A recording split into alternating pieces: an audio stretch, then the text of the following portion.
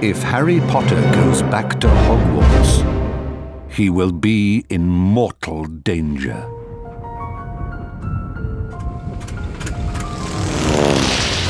Ron, look!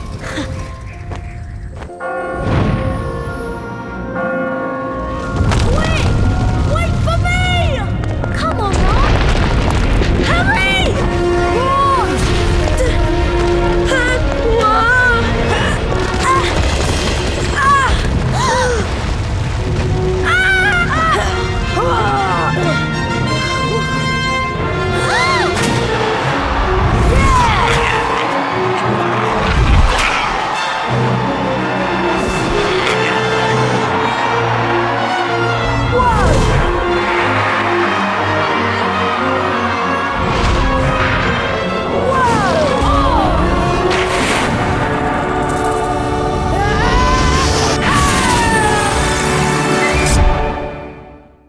Welcome to the series where we play every Harry Potter game, chapter by chapter. That was the intro to the Xbox, GameCube, and PS2 Chamber of Secrets game. The video was also used in trailers for the game. This version I mentioned back in the 5th episode last year, as Warthog Games' 2003 adaptation of Philosopher's Stone was a prequel built off of this game. An Xbox, PS2, and GameCube version of the first game was already planned to release a year after the 2001 film, but due to the Chamber of Secrets movie releasing sooner than expected, development shifted to a Chamber of Secrets game for 2002. EA hired Eurocom, yet another British developer, to make this version, and EA UK's branch made modifications for the PS2 version to accommodate for weaker hardware. This is the first time EA had a direct hand in developing any Harry Potter game, and unfortunately wouldn't be the last. With some gameplay modifications in the PS2 version in addition to simplified graphics, many players preferred that version. Though at the core it is the same game. I'm not going to play 8 games at once. I'll be playing the Xbox and GameCube version, specifically the GameCube. I'll let you in on a secret. Development on the Philosopher's Stone 6th generation game had already started. Buried among the Chamber of Secrets game's files are assets such as the Troll and Firenze the Centaur. Ironically, when Warthog retooled the game back into Philosopher's Stone, Firenze didn't make it, though other things would be restored. Maybe the 2003 game would have been closer to Eurocom's original if Warthog hadn't taken their stead. The only other Harry Potter game Eurocom would develop was the horribly received Harry Potter for Kinect in 2012. I'm not covering that, it's more of a simulator than a game and wouldn't be worth it. If you haven't watched my previous Chapter 5 video, where I talk about Warthog Games and what happened to them since EA passed on the game to them, you probably should because their story gets even more crazy. The dramatic lava bridge scene featured prominently in the intro never appears in-game. The strange narration of Dobby's warning betrays that this is just the trailer of the game. No indication is made of Dobby's existence, as when starting a save file, the game begins in media res.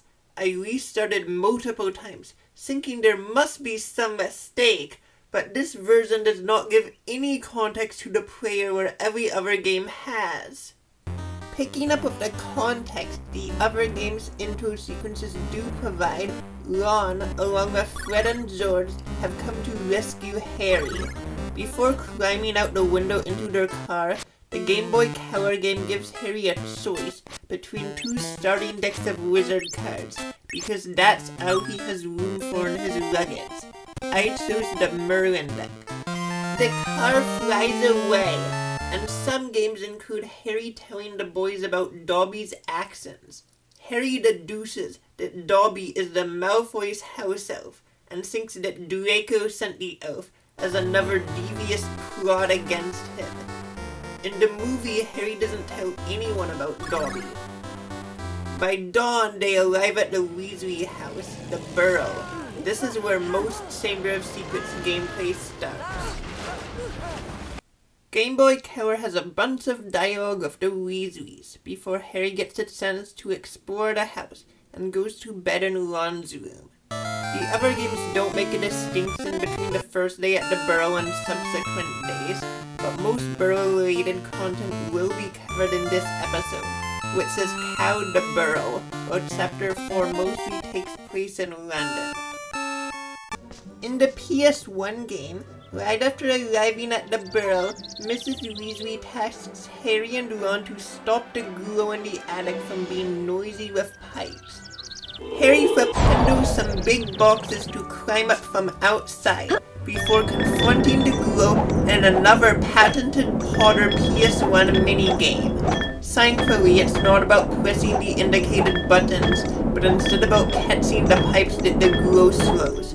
For some reason, after collecting 60 pipes, the ghoul goes to hide in a wardrobe, satisfying Ron's mother, who then tasks the boys with denoming the garden.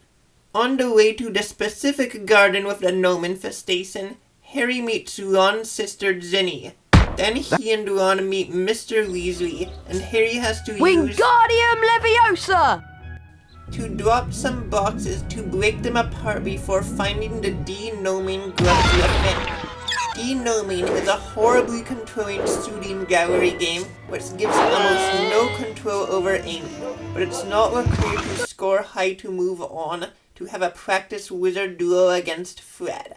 Both duelists use flipendo, but accidentally hitting specific objects creates a power-up for the opponent which then allows casting a powerful shot. This applies both ways.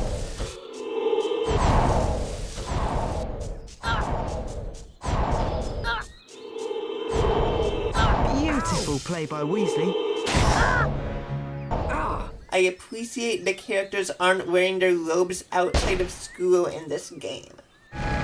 Eurocom's version opens with the Weasley Fort Anglia crashing into the Burrow's fence. The Weasleys are wearing their knitted jumpers, but Harry himself is wearing Gryffindor robes.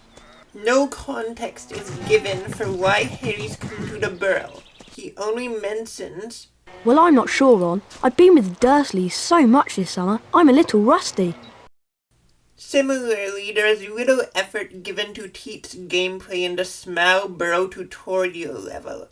Our vendors in the prequel gave a much more thorough tutorial. Undoubtedly, the manual explains most of the controls, but the prequel acts as a better introduction to this gameplay originating in Chamber of Secrets. It has the most buttons to keep track of any of the games. Harry flipendos gnomes off the rafters, and then has his first boss fight against a washing machine misenchanted by Mr. Weasley. Then he enters the garden to denome it, the same as in the PS1 version, except he must stun the gnomes with flipendo before picking them up to chuck them with smoother controls.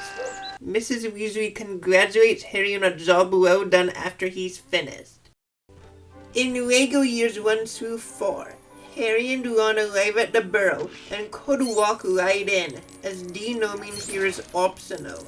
Wingardium Leviosa is the spell of choice here, as it is for many interactions in this game. The rest of the level, inside the house and beyond, will be covered next episode. Of course, the mobile version goes on to offer more content. Immediately, Harry and Ron are inside the Burrow, where Mr. Weasley asks Harry to find 5 Muggle artifacts in the wrong places around the house. Then Harry must put them in appropriate places. Outside, it's time to denome the garden again. First, the gnomes must be caught coming out of their hose before spinning and tossing them in no particular direction. That's how there is to this level, though finding the Muggle artifacts required going upstairs and downstairs, in and outside of the house. The Burrow is not fully accessible, however, with only one upstairs level. The house is only explorable on Game Boy Color. While some games are wrapping up at the Weasleys, next episode there will be more to do in other versions. before leaving for Chapter 4's main city.